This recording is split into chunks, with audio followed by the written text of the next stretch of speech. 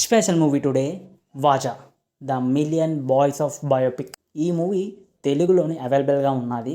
But ఇది ఒక Malayalam Telugu dubbed movie. ఇది ఆల్రెడీ రిలీజ్ అయ్యి 1 year అవుతుంది. బట్ కానీ ఈ సినిమా చాలా అంటే చాలా నచ్చుతుంది. ఎందుకు నచ్చిందో ఇన్ డెప్త్ ఆఫ్ రివ్యూలోకి వెళ్ళే ముందు ఒక స్నేహితుడిని చూసాం, ఒక డ్రాగన్ చూసాం, అలాగే చాలా సినిమాలు కాలేజ్ లైఫ్ నుండి హ్యాపీ డేస్ అని, లైఫ్ ఈజ్ బ్యూటిఫుల్ అని ఇలాంటి ఫిలిమ్స్ అన్నీ చూసాం.